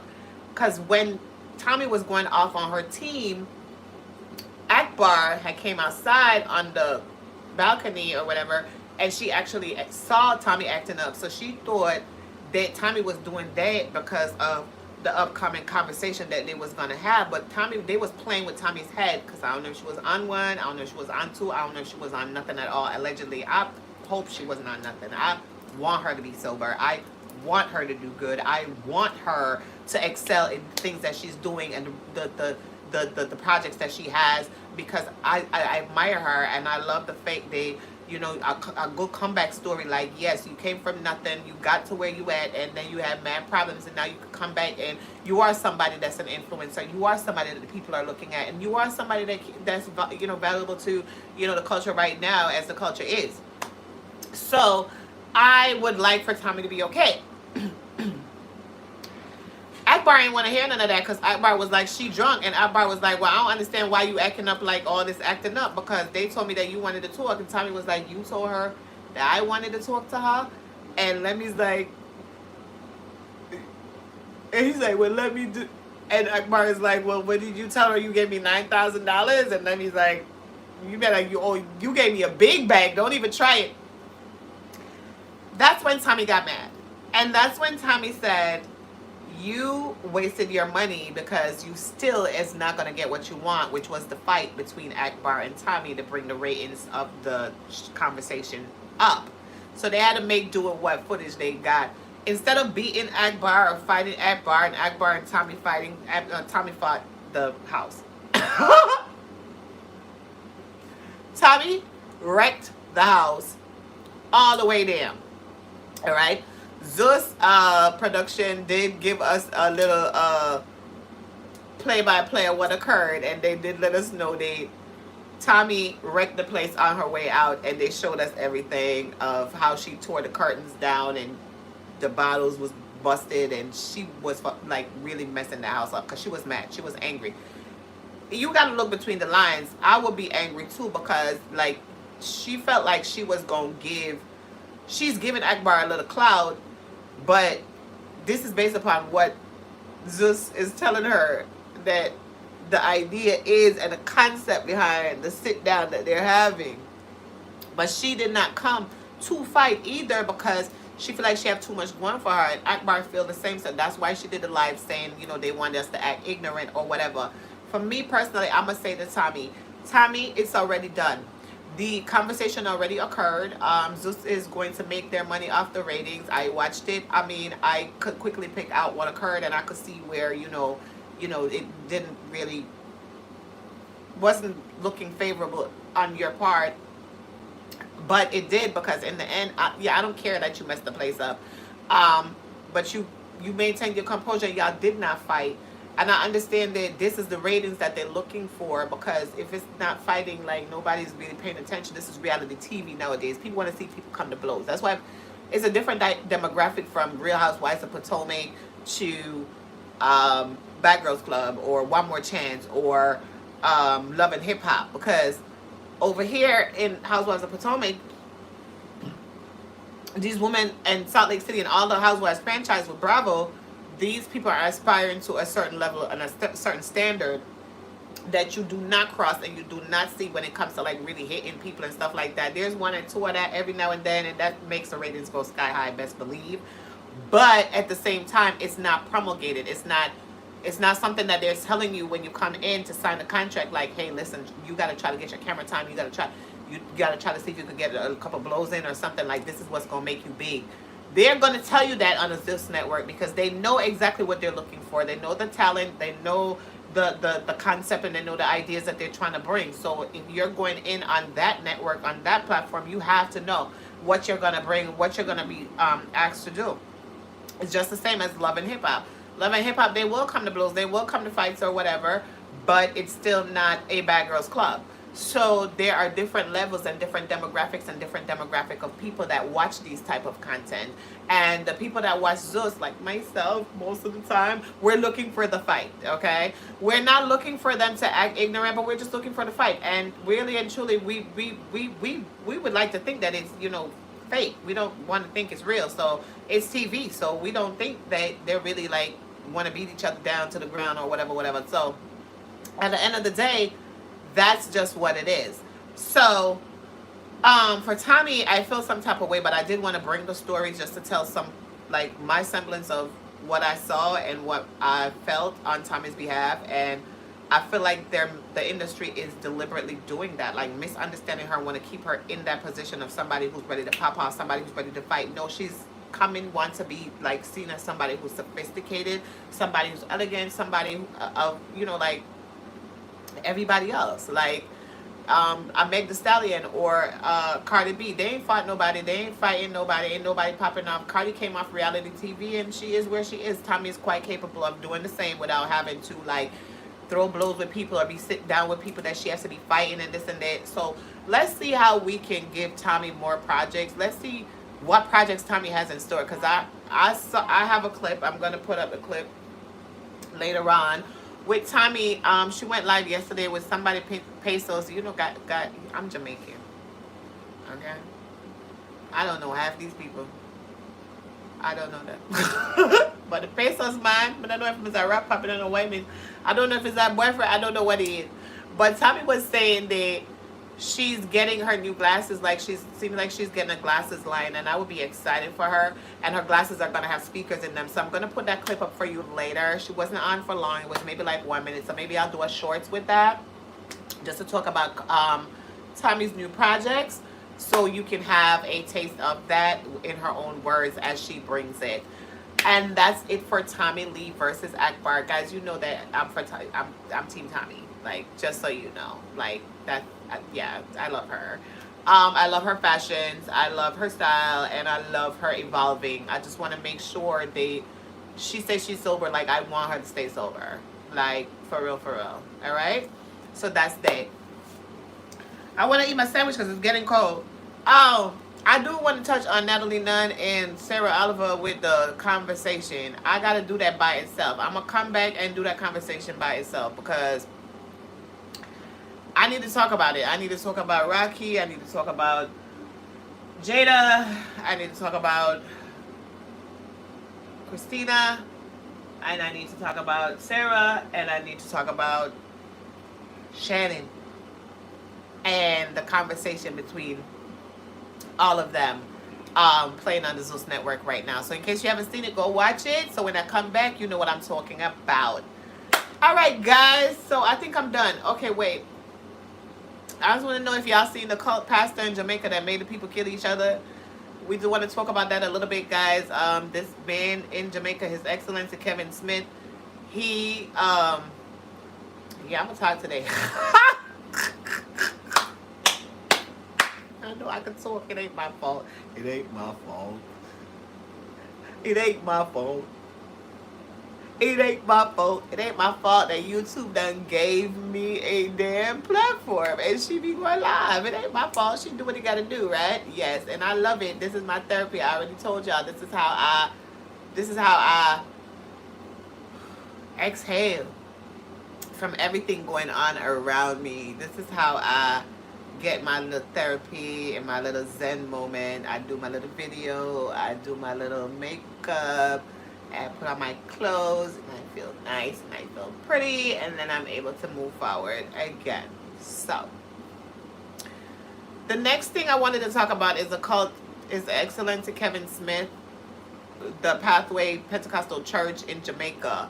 So apparently on Saturday and Sunday, this pastor, His Excellency Kevin Smith, sent out messages to his church members telling them that they needed to come to church on Saturday, and they were going to have a 3-day convention. And he was sending updates like on Facebook, like sending them videos to show them how to turn off the sensors on their phones. And he was sharing articles of like how to like wrap your phone in foil paper so you could cut the signal. I don't know if it's a 5G signal. I don't know what he's talking about. And he was saying to come now, and he said anybody that I touch with my hands, like baptized with my hands, please come to the church. Run to the church. And he said the ark is leaving and you don't want the ark to leave you. He said it's going to be a big flood, and make sure you bring your goggles, okay? So mama, papa, brother, sister, everybody, the church full of people.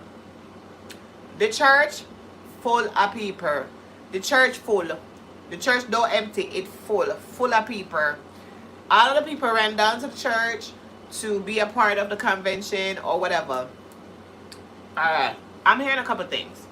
So I'm just going to give you the allegedly that's in the news right now. And I'm going to tell you exactly what I heard.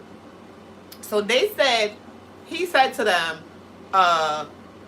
there was this woman there. So two stories I heard. The first story is, he told when they got to the church, there was cows and goats and pigs and all types of animals in the church because, you know, the ark was getting ready to leave. So everybody who was supposed to be on the ark, and y'all know the ark, right? Excuse me, Noah's ark. Remember Noah in the Bible was one of the people that it was going to be a great flood, and they built the ark, which was the wooden boat that was supposed to float exactly how God gave them the dimensions and everything, and that's how they went into the ark. Noah and his sons and their wives and the animals 2 by 2. So when they got to the church was already set up like the ark, and the animals was inside. So he told them, if the cows pass a certain line, they gotta get slaughtered. None of the animals ain't past the line. Next thing, he turned to this woman and he said, kill the cow. This is what I heard, the first story. He said, kill the cow. She was afraid to kill a cow. She didn't know how to kill a cow, and she didn't want to kill a cow, or however her reaction was. So he turned to the security and he said, well, slash her throat. So the man slashed her throat. And then he must have turned to somebody else and said, oh, slash his throat too. So the man slashed his throat too. So by this time we had 2 dead bodies that their throats had been slashed with a knife this long, okay? And they were like, oh my God, what's happening? So people started running, scattering or whatever. I don't know, apparently. But I'm hearing that. And then I'm hearing he called her and he asked her not to kill the cow, but that he asked her if she had gotten the juke. The juke? Yeah, the juke. The juke. The needle. She got a needle. And she said yes. You know, the one that the people in Jamaica don't want to take, that they fighting against right now, that they riding and stuff, the juke. So he said, did you take the juke? She said, yes, I took the juke. The juke is the needle, guys. Stay with me. And she said, yes, I took the juke. That's when he told the man, slash her throat. Call somebody else, that he had a list of people that had gotten the juke. You know the juke? The needle. Yeah. So all those people, he had a list of them. So those was the people that he came to put on the ark. I guess that's the ark was going to take away the people that got the juke. I don't know who the ark came for. I don't know who it was leaving. I don't know what the goggles was for. I don't know none of that.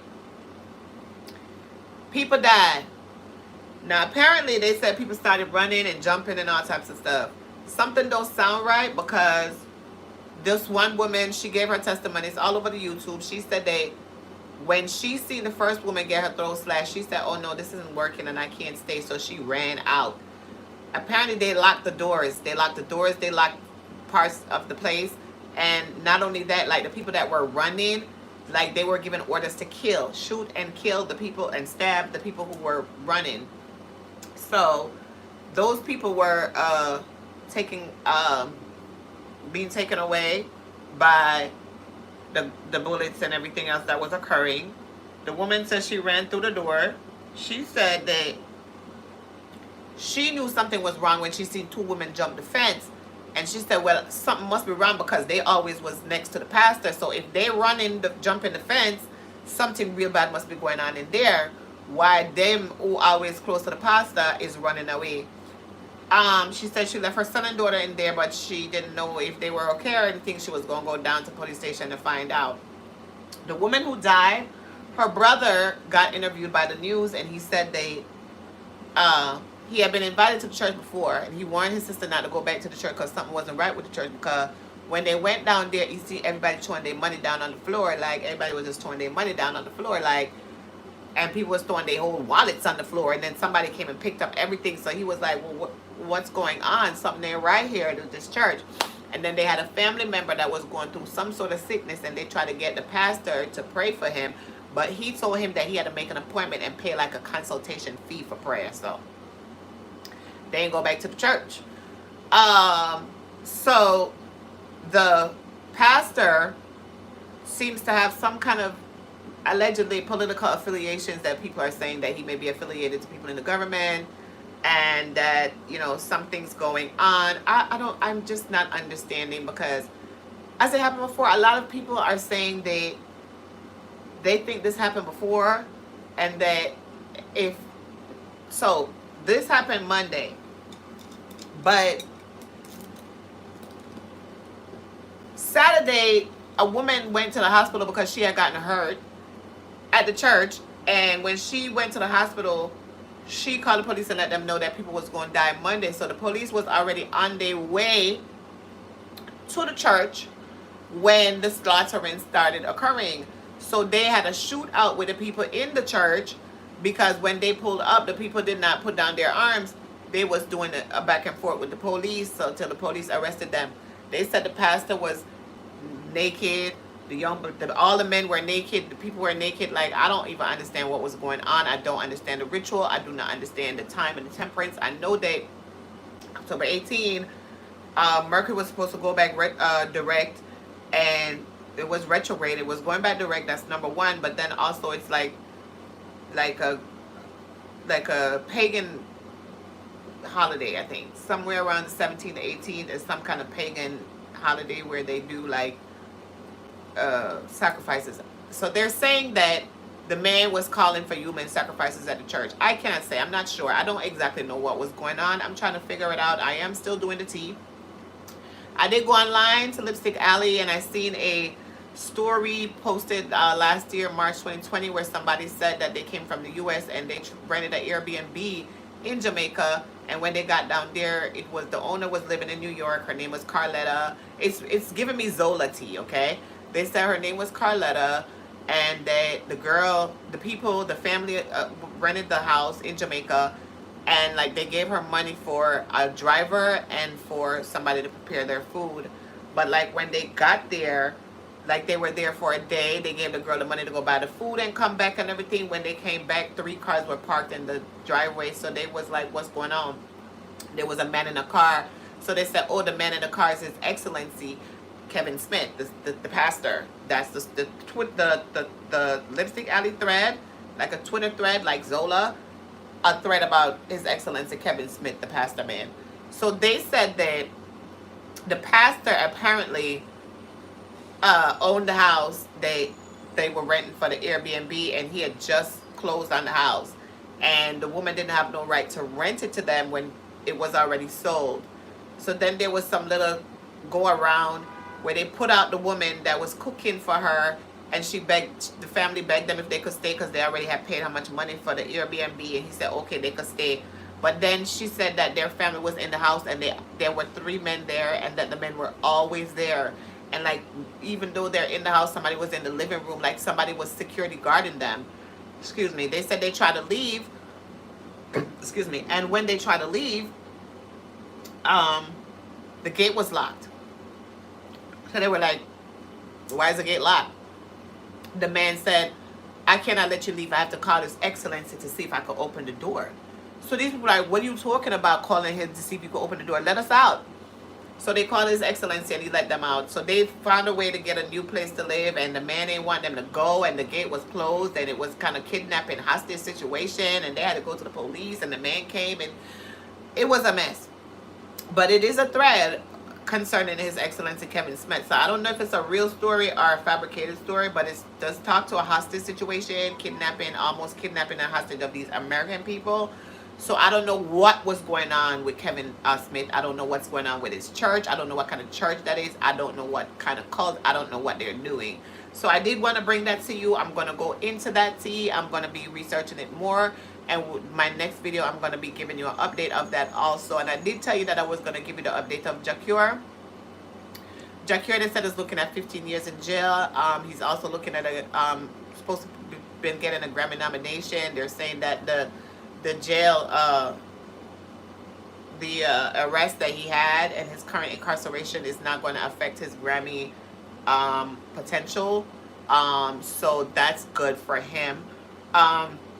We're trying to figure out like what kind of sentence he's going to get or what's going to occur. So that's going to be the update. But he seems to be okay for now and giving shout outs to people and everything from where he is over there in the jailhouse. All right. So guys, I almost talked for 2 hours and I am so excited to have brought you the tea, the coffee, and a liquor lavish too. The situation with the cult in Jamaica, I do want to talk about it. That's why I said I'm going to bring it. It's because it's at the end of this and this is long. But I do want to talk about it because for some reason, right, the Jamaican people, this is the second cult situation in less than 2-3 years, right? 2019, last year, one at a time, there was a cult situation over there, same way where they had a woman over there, they was giving the young women and giving the little girls and giving them to big man and all these things. They said this man was sleeping with the boys in the church. They said he lived with 3 men. All right, he's not married and he lived with 3 men. One of them used to travel with him going all over the world and he buy him expensive gifts and things like that. I do have some pictures and I have some other things that we'll be able to bring because I think I'm going to sit down and bring his story and like show you the pictures and like just give you a little idea because this, you know, my platform is not the same as everybody's platform, even though I don't like to do stories that's like being saturated, like I do want to talk about things that other people talk about, but not saturating the atmosphere with the same story. But this is something that I did want to bring a coffee tea and elaborate, just to talk about it, like, you know, short talk about it, because you know we mostly do coffee or tea. But I am probably going to bring you some video and pictures and everything and just bring a little bit of story about him, because honestly I did look at, right now I went on Facebook and I have friends that are like on his page, big Christian friends, like big time Christian friends, and sitting on his page right now, they have not come off, they have not unfriended, they have not deleted, they're still sitting on his page like they believe in this man or something. I don't know, like if I was following him, I would quickly go over there and delete myself the way, because I unfriend quick, like I don't have no problem with it. I unfriend, I delete, I keep it moving. I don't, my blacklist long bad. My blacklist have a lot of people that I don't even know. I don't care if I'm doing business there. Oh, you shouldn't block them. Me, I block them. Me been block them. Me, I block them. Me don't want them energy. Me on every energy attack and on every money attack, and as not everything is good. All right, all news is not good news. Okay, all right. So guys, we'll be talking about His Excellency Kevin Smith and his Pathway Pentecostal Church. On our next video, I'm gonna give you an update of that. Also, I don't know what else I'm going to be bringing to you because there's a lot going on. I did wanted to speak about Meek Mill and his bus, but it was so long ago, so I don't know if I still want to talk about that. But there's some other little things that I do want to bring, so maybe I put it together and bring it to you. And I do want to talk about, briefly, the Sarah Oliver and Natalie Nunn conversation with the Bad Girls Club. Ladies, next, so we can do that and have that tea for you. Okay, all right, so it has been coffee, tea, or lavish once again, where we sip coffee, drink tea, and lavish about people.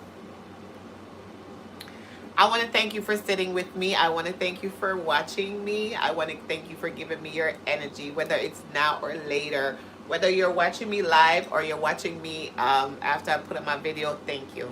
I appreciate you. Thank you for coming to my channel.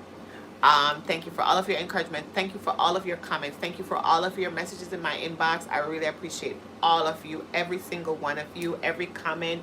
Every reaction, I appreciate it, because you don't have to come, you don't have to sit, you don't have to look, and you definitely do not have to respond. So I really appreciate it. I appreciate the new project. that I'm gonna be working on. I'm excited about it, guys. More projects, please.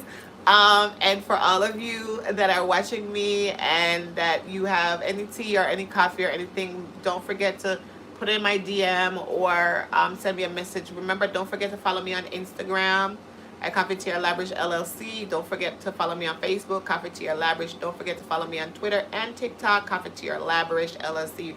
Remember, if you can't find me anywhere, you'll find me on Twitter. You'll find me on YouTube. I love YouTube because when you look and you see like somebody watching, you don't know who it is. So it's just like it's better for me. On Facebook, certain topics I do go live on Facebook to bring, because the other day I went live on Facebook to bring the topic about Apostle Regina Martin and Damien Archette, because Damien Archette is my ex-pastor, and there are a couple people from my church that are still on my Facebook, and even my pastors and everybody. And so like my pastor, I don't go to her church anymore, but she's my pastor forever in my heart.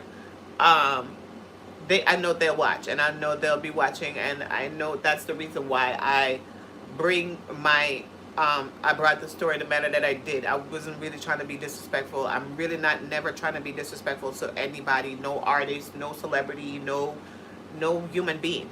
Also, I wasn't really trying to be disrespectful to my ex-pastor, because as I did say numerous times, I respect him and his wife a lot, and I love them and I respect them. And so therefore it's not about bringing them down or dragging them down, or Daughtee pastor man, you're evil and no, it's for me, it's like, no, pastor, go sit down, get help. Like, this is how we do it in the church realm. I cannot operate in the secular realm as I operate in the church realm. It's two different things. So if I'm out here talking about Natalie Nunn, I'm like, bitch, you did that shit. Yeah. I cannot do the same with my pastor. So my ex-pastor, I don't care who it is, because I always remember Saul, okay? Saul was the king of Israel, the first king of Israel that the people begged for, and God gave them a king, but God knew the king wasn't going to be good, because he's a human being, and human beings have issues. And so God knew that Saul was not superhuman, and so that he would fall victims to the things that humans fall victims to, just like fornication and lust and all the other things that we all fall victims to. And though he knew that the people had begged for a king, so he gave it to them. And when he gave them the king, Saul, the king began to rebel, and the king began to think he was bigger than God, and God had to bring him back down to size. And when God decided that he was going to bring Saul down to size, he was in heaven, and he turned to his the people that were there, those that were there, and he said, who shall I send to torment Saul for me, because Saul is giving too much trouble now? And none of the angels answered God. None of the angels look. None of the angels look at God when God asks who to send to torment Saul. Because the Bible tells you that the angels knew that Saul is beloved by God. And they knew that whoever brings Saul, whoever went to torment Saul, will be tormented by God. Because even though God is the one that's sending you to torment Saul, God is going to punish you for tormenting Saul, because he loves Saul. Because that's who God is. People don't understand that. People do not understand that. God sent for someone to torment his beloved Saul. But all the angels knew that if any one of them went or said, send me, God was going to torment them. They might just die. The demon said, I will go, send me. So that tells you that angels are nearby God and demons are nearby God too. And they do his work. He uses the angels and he uses the demons to do his work. The work that the angels won't do, he uses the demons to do. He sent the demon to torment Saul, okay? I am not the demon sent to torment this Saul, okay? I believe his wife is the demon that was sent to torment him. So I'm not going to bring him down, disgrace him, talk about him, and say, oh, you're this and you're that and you're evil. No, that's not the way that I'm doing that. That's not my platform, realistically. His Excellency Kevin Smith, I can bring him down. I don't know him from nowhere. I'm an assault to me, because I don't know him. I never my shepherd. And him never scatter the sheep over yourself. So I don't know him. But you see, my ex-pastor or somebody with me have a personal relationship with, according to the word of the Lord and all the Lord principle, line by line and precept upon precept, I still follow some of those things. Because you know, Christianity, the brainwashing is really deep. That's the reason why the man was able to get the people to come down there and come join the ark and slash throats and all that, whatever was going on. And people are saying that now, the thing that I'm taking a look at is that the woman that was hurt on Saturday, I think they was killing and beating people from Saturday. She called the police and let them know that people was going to die Monday. The news. So I'm going to bring it in black and white so we can see it together. Something had already occurred. People was already getting hurt, okay? She called the news. She called the police and told them that people was going to die come Monday, all right? Monday was going to be the big day. That's why the police were already on their way to the church when the slaughterings were occurring. So this seems like it's something that happened before, okay?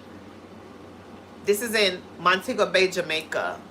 I'm reading also that they have a lot of like sacrificing going on down there, and blood bath and people drinking blood and all this sacrificing for riches and fame, and this is a lot of scamming and all that going on in Montego Bay, Jamaica. So there are a lot of different like stigma attached to that area. So, you know, you never know what's happening. So for me, I'm just like, oh, okay, well, all right, well, we look into that. So I'm definitely going to bring this to you a little bit more juicy. I'm going to bring it to you, and I'm going to bring it in, and we're going to talk about it. Don't forget to like, share, and subscribe. Please leave your comments. I answer every comment, and I appreciate every single one. I appreciate my audience. I thank you guys for coming. I thank you guys for your views. I thank you guys for your likes, your comments, your everything. I thank you for being a member and a subscriber of Cafetiere Library. I love you. Thank you for your energy, and you have a great day. And see you soon. Bye.